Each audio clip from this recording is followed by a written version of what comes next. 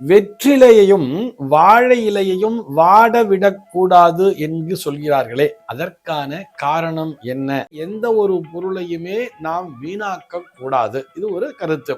வீட்டுல இறைவனுக்கு நைவேத்தியத்துக்காக ஒரு வெற்றிலையை கொண்டு வந்து வச்சுட்டு ஒரு பூஜைகள் எல்லாம் முடிச்சிட்டோம் சொன்னா அதோட அதனுடைய பணியானது முடிந்து விட்டது. அந்த வெற்றிலை வாடுவதால் நிச்சயமாக வீட்டிலே தோஷம் என்பது வந்து சேராது. அர்த்தமுள்ள ஆன்மீகம் பகுதியில் உங்கள் அனைவரையும் சந்திப்பதில் மிக்க மகிழ்ச்சி. இன்னைக்கு நம்ம என்ன பார்க்க போறோம்னு சொல்லி பார்த்தோம்னா, ஒரு நேயரினுடைய சந்தேகத்திற்கான விடையைத்தான் பார்க்க போகிறோம்.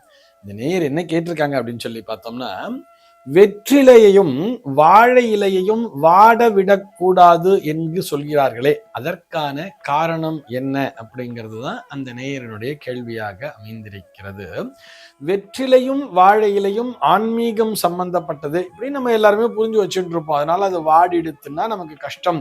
வெற்றிலை மகாலட்சுமியினுடைய அம்சம் அப்படிங்கிற மாதிரி எல்லாம் நம்ம படிச்சிருப்போம். அதே மாதிரி வாழை மரம் என்பது வாழை அடி வாழையாக அந்த வம்சமானது தழைக்க வேண்டும் என்பதற்காக வீட்டில் ஒரு மங்களகரமான நிகழ்ச்சினா வாழை மரத்தை கொண்டு வந்து கட்டுகிறார்கள்.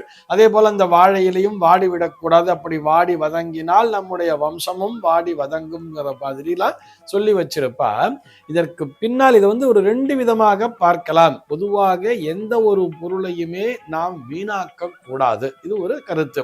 எந்த வெற்றிலை அப்படிங்கிற ஒரு தாம்பூலம் வாங்கிட்டு வரோம் அப்படின்னு சொன்னா அந்த வெற்றிலையை ஒண்ணு நாம தாம்பூலமாக தரித்து விட வேண்டும், அல்லது அதனை நீரிலே விட்டு விட வேண்டும். அது வேஸ்டா போகக்கூடாதுங்கிற மாதிரிலாம் சொல்லி இருப்பா. வெற்றிலையை பொதுவா தாம்பூலம் தரிக்கிறதுக்கு தான் நம்ம பயன்படுத்துறோம்.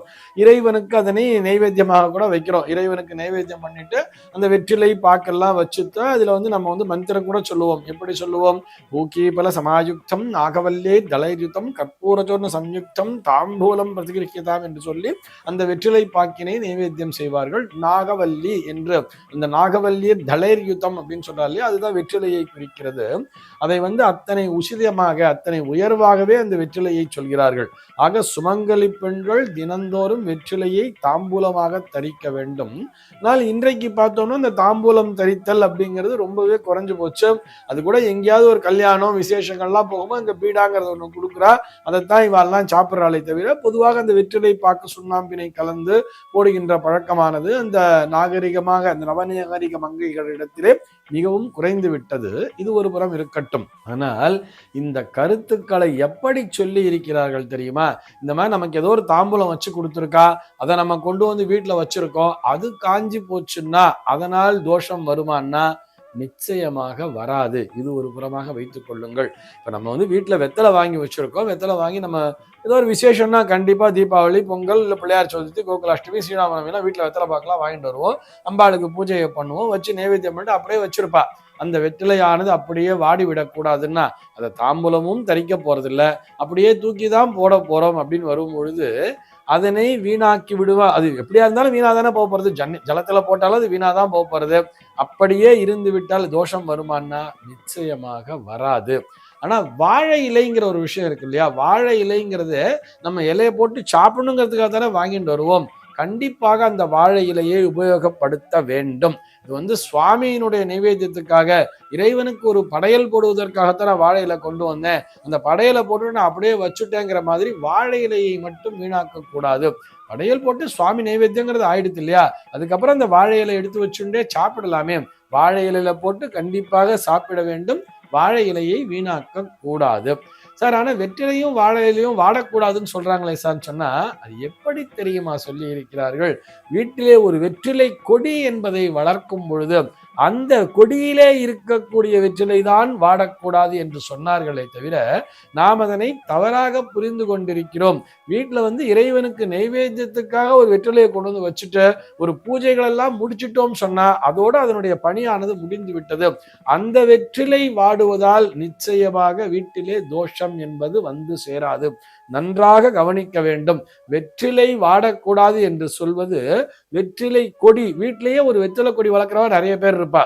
அதனால ஒரு சில பேர் சொல்லுவா, ஜிஜோ வீட்டுல போய் வெத்தலை கொடி வளர்க்கிறீங்களா, வெத்தலை கொடி வளர்க்கக்கூடாது அப்படிங்கிற மாதிரிலாம் சொல்லுவா. நிச்சயமாக வெற்றிலை கொடியினை வளர்க்கலாம். வீட்டிலே வெற்றிலை கொடி வளர்வது என்பது மகாலட்சுமியினுடைய அம்சத்தினைத்தான் குறிக்கிறது.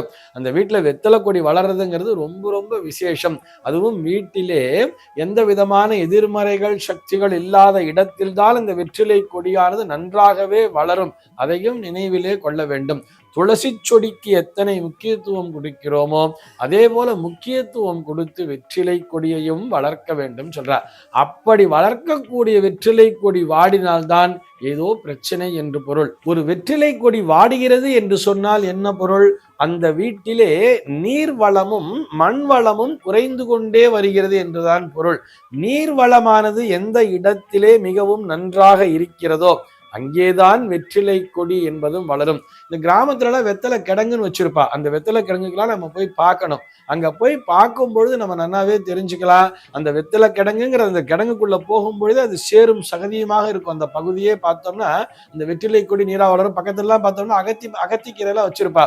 இதெல்லாம் எங்கே வளரும்னு சொன்னா அந்த இடத்திலே நீர் வளம் என்பது சிறப்பாக இருந்தால் மட்டும்தான் அங்கேதான் நன்றாகவே வளரும். ஆக ஒரு வெற்றிலை கொடி வீட்டுல வாடுதுன்னு சொன்னா நம்ம சரியா தண்ணி ஊத்தலன்னு அர்த்தம். அப்ப நம்ம கவனத்தை செலுத்தி அங்கே நீரினை ஊற்ற வேண்டும். நல்லபடியாக அந்த வெற்றிலை கொடியானது வளர வேண்டும். அப்பொழுதுதான் வீட்டிலே நீர் வளமானது நன்றாக இருக்கிறது என்பது பொருள். அதே மாதிரிதான் ஒரு வாழை இலையை வாங்கிட்டு வந்து வச்சு வீட்டுல வீணாக்க கூடாதுன்னு சொன்னா வாழை இலையும் தெய்வீக அம்சம் பொருந்தியதுதான்.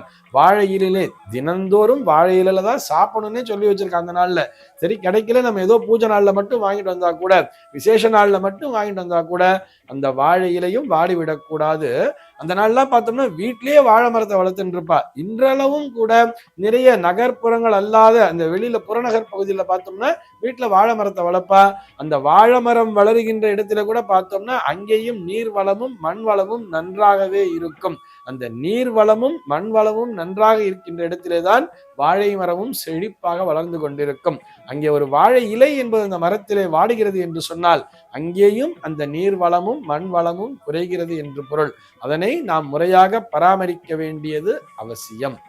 சர்வே ஜனாஹ சுகினோ பவந்து.